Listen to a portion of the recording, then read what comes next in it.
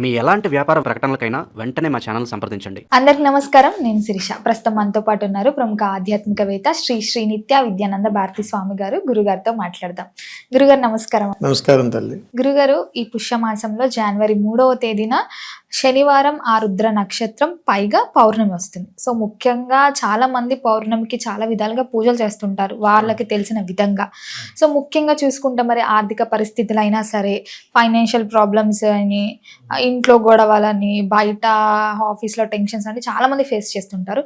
So ముఖ్యంగా మరి ఇంత పవర్ఫుల్ డే వస్తుంది, ఆరుద్ర నక్షత్రం, శనివారం, పౌర్ణమి, ఎలాంటి నియమాలు పాటిస్తే, ఎలా మనం జాగ్రత్త పడితే ఈ రోజుని ఉపయోగించుకోవచ్చు? తప్పనిసరిగా తల్లి, ముందుగా ప్రేక్షక మహాశయులందరికీ కూడా శుభాశీస్సులు. మీరు ఏదైతే అడిగారో ఆరుద్ర నక్షత్రం రోజున, పౌర్ణమి తిథి రోజున ఈ వచ్చేటువంటి విశేషమైనటువంటి ఫలితాలు ఎలా ఉండబోతున్నాయి, ఆ రోజు వచ్చేటువంటి మనం వాడుక భాషలో పిలిచేటువంటి ముక్కోటి ఏకాదశి, అలాగా శివ ముక్కోటి ఏకాదశి, ఇలా ఎలాగైతే మనకి శుభ పర్వదినాలు ఉన్నాయో అలాంటి ఒక విశేషమైనటువంటి అనుకూలత రేపు పౌర్ణమి రోజు రాబోతూ ఉంది.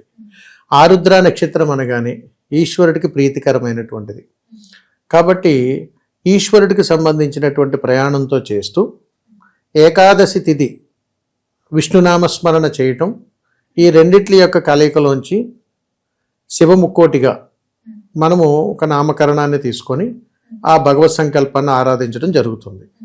వాస్తవికంగా మన మనసులో లేనటువంటి భక్తిని ఒక్కరోజు ప్రదర్శించినంత మాత్రాన భగవంతుడు మన వైపు తిరిగి చూడడు. భగవత్ సంకల్పం అనేటువంటిది మనసుకు సంబంధించినంత వరకు కూడా దేహశుద్ధితో, ఆత్మశుద్ధితో చేసేటువంటి దివ్యమంగళమైనటువంటి ప్రయాణం.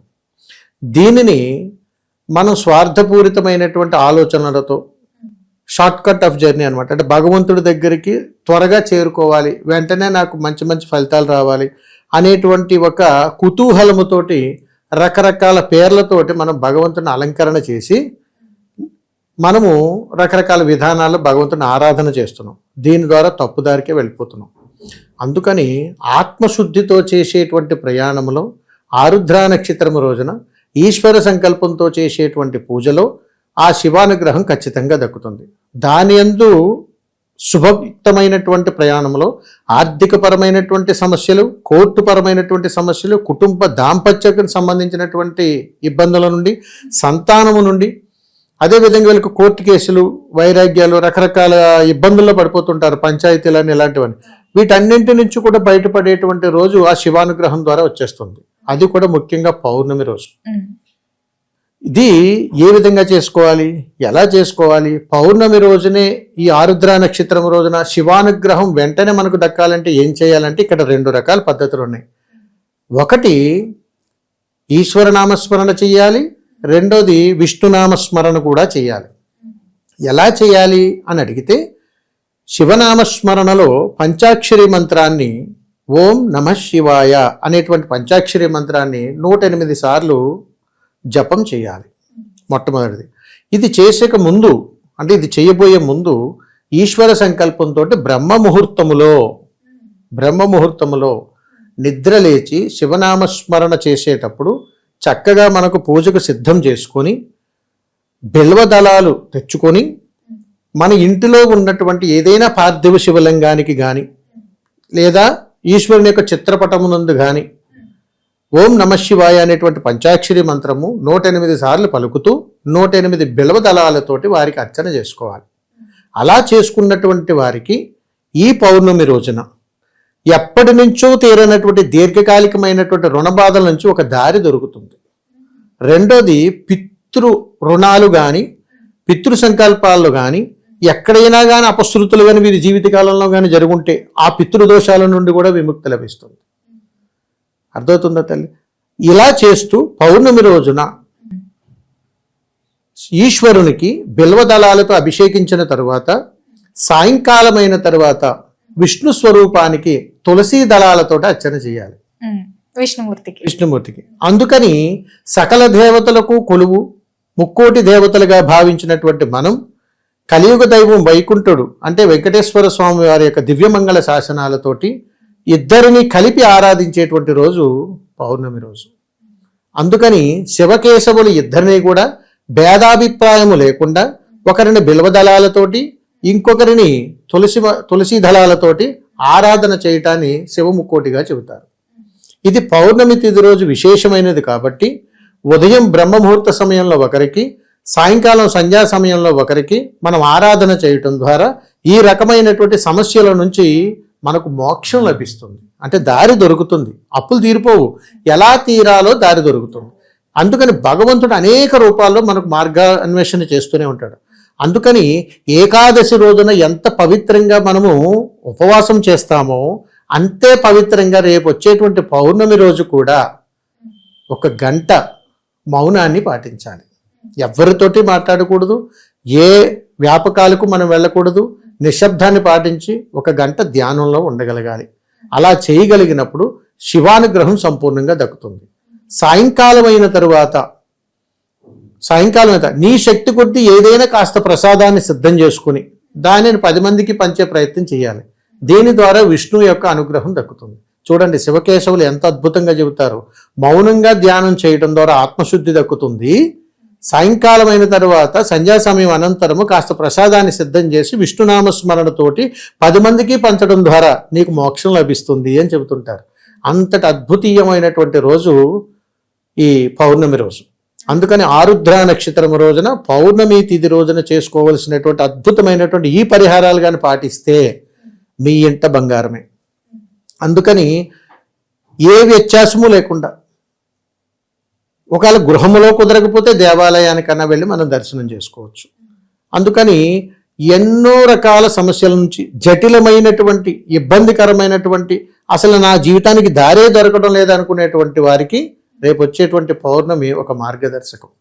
అందుకని ప్రతి ఒక్కరు కూడా ఈ యొక్క చక్కటి పరిష్కార మార్గాన్ని ఆలోచించి అద్భుతమైనటువంటి జీవన ప్రయాణానికి శ్రీకారం చేయొచ్చు. తల్లి గురుగారు, ముఖ్యంగా ఇప్పుడు మీరు ఎవరికైనా దానం చేయాలి అని అన్నారు కదా సాయంత్రం పూట, సో ఎట్లాంటివి దానం చేస్తే మంచి జరుగుతుందంట?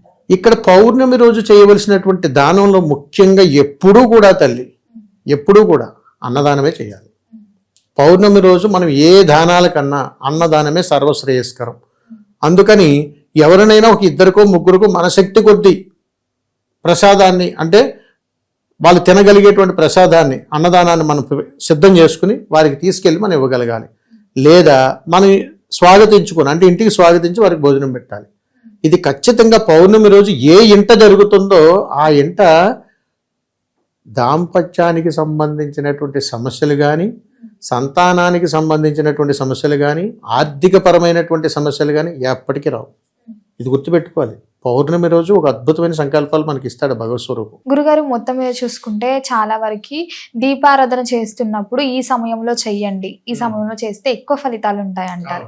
సో ముఖ్యంగా చూసుకుంటే మరి పౌర్ణమి రోజు కాబట్టి ఏ సమయంలో దీపారాధన చేస్తే ఇంకా బాగుంటుంది అంటారు? పౌర్ణమి రోజు ఎప్పుడైనా కానీ గుర్తుపెట్టుకోండి, ఈ దీపానికి ఉన్నటువంటి సమస్య, దీపం నుంచి వచ్చేటువంటి మోక్షం రెండూ తప్పనిసరిగా తెలుసుకోవాలి. దీపారాధన ఎప్పుడు చేయాలి అనేటువంటిది ఒక సమస్య, దీపారాధన మనకు వచ్చేటువంటి మోక్షం మనం అందుకోలేకపోవడం రెండో సమస్య. అందుకని పౌర్ణమి రోజు, ఎప్పుడు కూడా పౌర్ణమి రోజు దీపారాధన అనేటువంటిది సూర్యోదయానికంటే ముందే చేయాలి. చేసి నువ్వుల నూనెతో మాత్రమే దీపారాధన చేయాలి. ఇక్కడ ఎంత సర్వశ్రేయస్కరం ఇది. పౌర్ణమి రోజు నువ్వుల నూనెతో శని మహాదేవుని యొక్క అనుగ్రహముతోటి ఆ ఈశ్వరుడు ఇచ్చేటువంటి వరాలు శని మహాదేవుడు అడ్డు పెట్టకుండా, మనల్ని పరీక్షించకుండా శీఘ్రమే సాక్షాత్తు శివానుగ్రహం నేరుగా ఆయన చేతుల ద్వారా మనకు అందించేటువంటి యోగం ఈ నువ్వుల నూనెతో వెలిగించేటువంటి దీపం ద్వారా దక్కుతుంది.